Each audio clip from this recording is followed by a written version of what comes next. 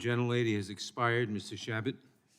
Mr. Chairman, Thank you nearly for your 50 answer. years ago, the Supreme Court handed down one of its most controversial ever decisions, Roe v. Wade. Since that ruling, there have been over 60 million abortions in this country. 60 million innocent lives ended before they even had a chance. That's over 1 million abortions each year since this slaughter was legalized back in 1973 on January 22nd, which happens to be my birthday. Planned Parenthood alone performs over 320,000 abortions each year. That's approximately the population of my hometown, Cincinnati, Ohio. So Planned Parenthood essentially wipes out the equivalent of the population of Cincinnati every year, year after year. Mr. Chairman, life is precious, and we should do all we can to protect it. Since I was elected here, been involved in a whole range of pieces of legislation, introduced the ban on partial birth abortion, for example, which President Bush signed into law. It went all the way U.S. Supreme Court. They upheld it, and it's now the law of the land. But there are still far too many abortions in this country. The legislation that we're discussing today is Texas Law SB 8, and it would effectively, of course, ban abortions after a heartbeat is detected in the womb. This legislation has been described by many in the media as extreme and unprecedented. In reality, we've been discussing a ban on abortions after a heartbeat for years. In fact, 13 states, including my home state of Ohio, have enacted some form of legislation which prohibits abortions if a heartbeat is detected. And there's the Federal Heartbeat Protection Act, which Mike Kelly, a member of this institution, has co-sponsored, along with many of us, and a number on this committee. And so, Mr. Chairman, banning abortions after a baby's heartbeat is detected is neither extreme nor unprecedented. But I'll tell you something that is extreme, and that's allowing a massive abortion outfit like Planned Parenthood to kill the equivalent of Cincinnati's population every year.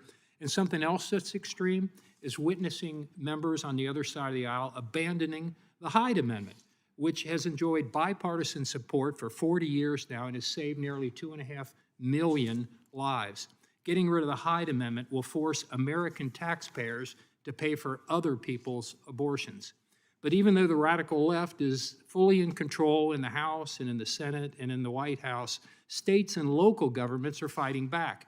In addition to the heartbeat bills that we've already mentioned, earlier this year, 2 cities in my congressional district, Lebanon and Mason, became the first cities in Ohio to pass an ordinance making them pro-life sanctuary cities and forbidding abortions within their city limits. And I applaud the leaders in both of those communities for taking that brave stance, and I hope others will follow that example.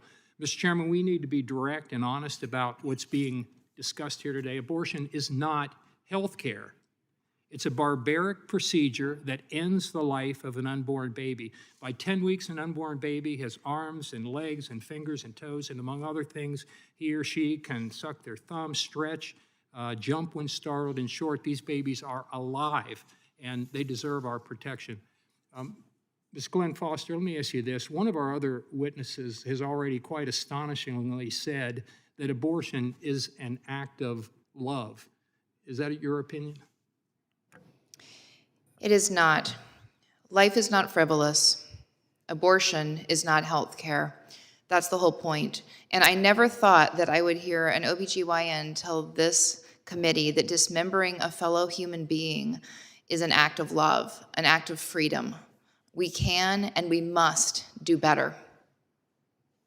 Thank you. You mentioned the dismemberment abortion, and when we passed the Partial Birth Abortion Ban Act, we knew we were stopping thousands of abortions each year, but we knew there were other forms. Could you, and I know it's pretty horrific, but could you describe essentially what a dismemberment abortion is, which is still legal in this country? Certainly. It involves inserting tools into the uterus, into the womb, to literally rip a child apart limb from limb.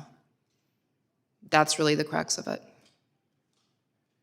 Pretty horrific stuff. And these babies oftentimes are capable of feeling pain. Is that correct? Absolutely. If you're doing prenatal surgery, then not only do you provide anesthesia to the mother, you also treat the baby's potential pain. And one last, I'm almost out of time. You know, we're trying to protect both the health of the woman and the baby. Is that right? We're trying to protect both.